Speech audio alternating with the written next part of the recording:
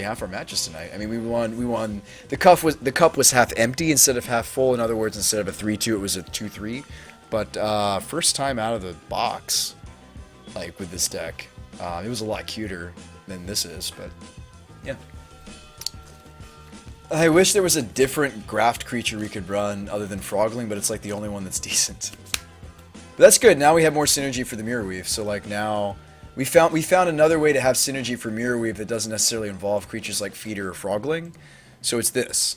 These are the creatures that have the most synergy with the Mirror Weave. So that's a 7-2 split. That's pretty happy. That's pretty healthy. And then the Chords also can find any of these creatures. So that's like an 11-2 split. I think we have enough support for 2 Mirror Weave now. I don't think we did before. I do not think we had enough support for 2 of that card before. Now we do. It's a very flexible card. It's a very interesting card. Has some interesting implications. Yeah, Biovisionary does give us more synergy. So Froglings, Feeders. I think Feeder is just the best card overall because it has multiple combos. Okay, hang on a second. This is a combo. This is a synergy. There is a difference. Let me say it one more time. I'm sorry if I refer to the Mirror Weave as a combo or a one-side sweeper again. It is not. It is a synergy. So let's try this again. This is a combo. This is a synergy. You guys see? Yep, this is a combo. But this is a synergy. This is a combo. But this is a synergy. So, as far as like what cards actually have the most significant impact as far as when they pair up, it's these and these. But Feeders and Froglings and a Chord could tutor for a Frogling or Biovisionary all can pair with the Mirror Weave to give it that much needed synergy. Otherwise, there's just no point. There's no point in touching the card. And is that making the deck worse? Yeah, because we're not Abzan. That's fine. I don't want to play Abzan on Magic Online. I don't want to touch it. I don't. I'm sorry. To everybody who's just like, BrewSpy, for the love of Magic, please just run the Abzan version of this deck. I'm just not going to. Because I don't want to sit there for 5 million hours, click, click, through the combo. I just can't stand it. This is fine. This is fine. We built it at one point. I built that deck at one point, a version of it, and after like the third time of doing the combo, I was like, all right, I'm done. I have literally almost never run into a combo outside of maybe, I never tried eggs, but there are very few combos, convoluted combos, that we played on this stream that I legit just was just like, you know what, I'm done. I just don't want to do it. I was not enjoying myself. My opponent was not enjoying themselves. If both players at the table are not enjoying themselves, what is the point? At least somebody needs to be having a good time. It doesn't necessarily have to be you. And it doesn't necessarily have to be me. But if somebody at that table is not having a fun time, you are playing the wrong deck. You are playing the wrong deck. You need to be playing something else. And like, I understand that there are people that need to jam the deck on Magic Online for testing. That makes perfect sense. I don't get upset when people play the deck on Magic Online, but it does take forever. It takes forever. It takes forever. It's awful. If we want to see a bunch of clicking, we should just play Ascendancy. Yeah, but that's like interesting clicking. Like, we're having a fun time, at least. The opponent might not be having a fun time, and yes, unfortunately, that's sometimes the reality of Magic. In Paper, I actually try to make it a really interactive experience. I get out my dice. If I were to play this in Paper, I recommend you do it too. If you were to play, not this deck, if you were to play Jeskai Ascendancy like we do. Let me screenshot this so if you guys are just joining us, and maybe you could play a variant of this if you want to. This does not have any... This does have an infinite combo, but it does not have a combo that takes 5 million years. This actually has 2 combos now, technically. If you really want to count the bio... I'm not counting the Biovisionary yet. I'm going to say this deck has 1 combo. This deck has 1 combo that we believe in. But technically it does have 2. But for now, we're just going to say it has 1. And the... Let's see where we leave off with that deck. Spirit Ascendancy. That deck is such a fun blast. I just like casting spells. Like, it's doing something. It's doing something. It's interesting. It's not just a bunch of dudes that turn sideways or sometimes have this weird, like, convoluted, like, I respect people that play the deck, Jay. I respect you for playing the deck because it is not easy to play that on Magic Online at all in time, and it is not easy to play it in Paper either because there's a lot of interactions you need to understand to play it. I have great respect for Absent players. I just don't want to play it myself because, especially on Magic Online, because that's probably where I'd be playing it, I have no interest. I have no interest. I have little to no interest. Believe in the Biovisionary. Havoc says it's beautiful watching you play Ascendancy. It's like watching an artist at work. A lot of people don't like watching me play this deck, by the way. That's actually why I dropped playing it so much, Havoc. I still enjoy this deck a lot. I don't think we're gonna run the spirits anymore, but you still could. We don't need that boost in mana anymore because still Drowsy's not as big a thing in the mana base. The sideboard should change too. God, this deck's a blast. This deck is still so much fun. I mean, it takes a while to kill somebody. And some people scoop, and if they don't, you're still having a fun time. This is better in paper though, because I feel like in paper you can kind of make it like it's hard to explain. Like getting out the dice and saying, "Hey, like I need some help." Like it's such a weird dynamic. Like some players will say no, and that's fine. Depends on how friendly you are. Seriously, just in my experience, if you're kind of just like try to be a friendly person about it and like, "Hey, like this combo, like." Do you want to help me with the combo? When people say no, that you're like, that's fine, I can do it myself. You don't have to say that either. You're just like, oh, okay.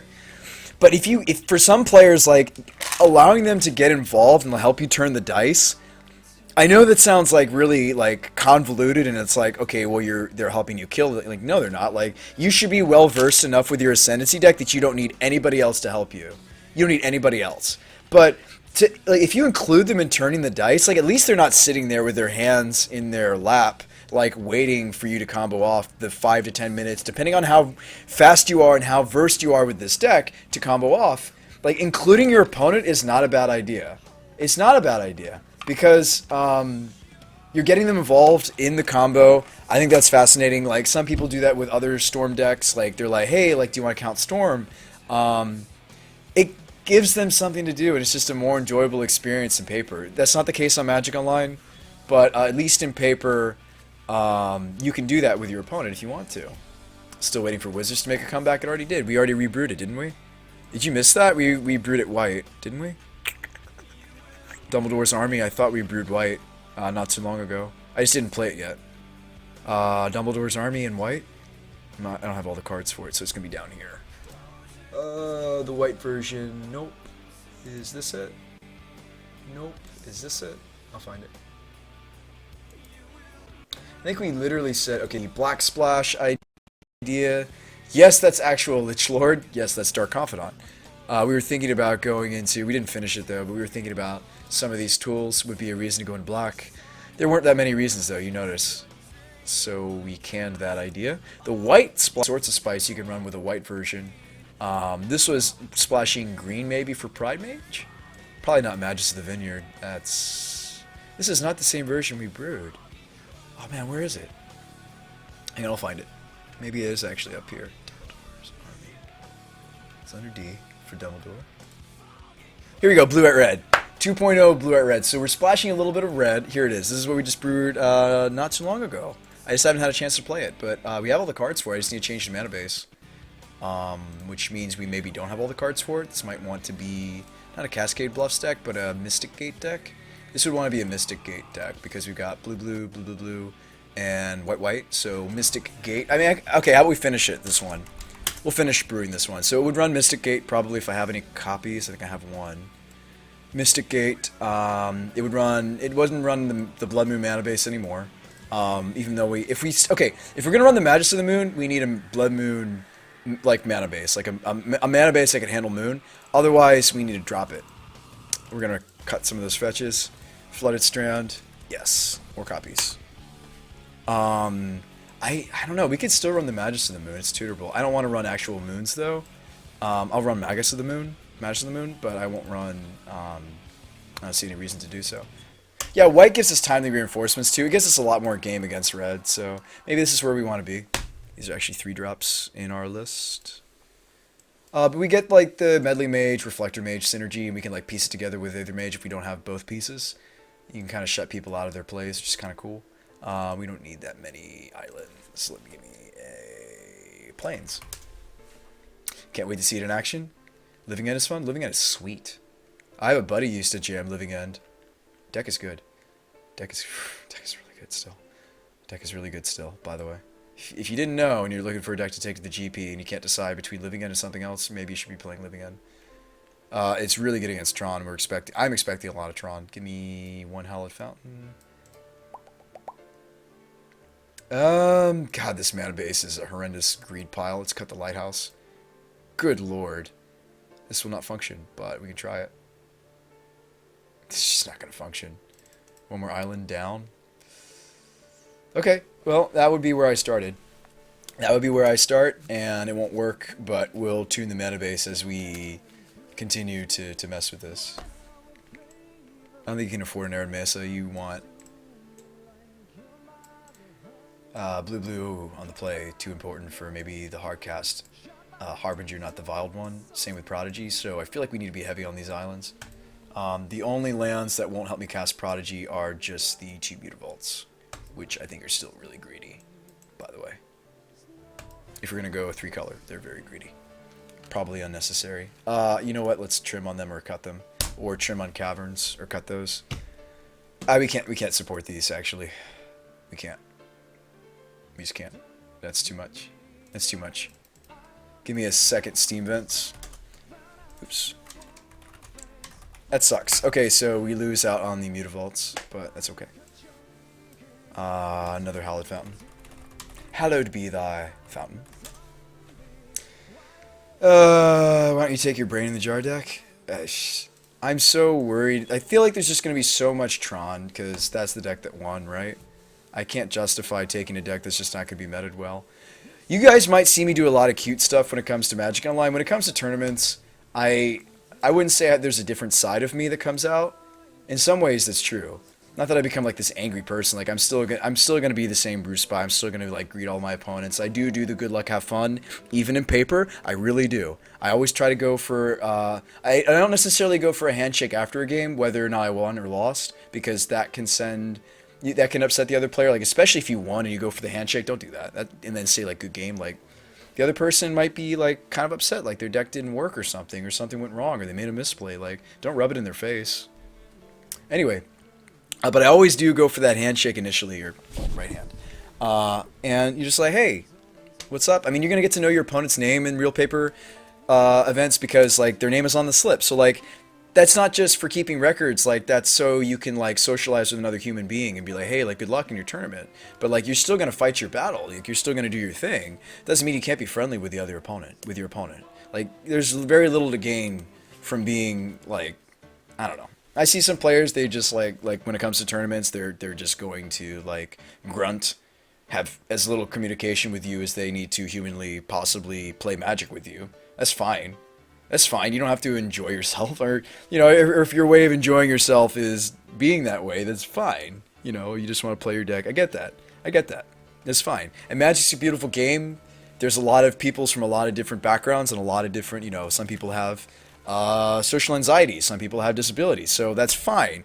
That's not what I'm expecting when I get to play paper, but it's nice. And the best way to bring out that side of your opponent, seriously, is to start with a handshake and just say, good luck, have fun. And mean it. And, you know, maybe read their name off the slip, you know? And just be like, hey, good luck, Charles, good luck, Steve, good luck, Mary, good luck. Just say their name. It's not hard. It's really not hard. Like, paper Magic is an opportunity for people that have some of those anxieties, if you play in paper, to maybe work around them. I'm not saying that, you know, some social anxieties do come from like a clinical condition. I'm not saying that every case is the same.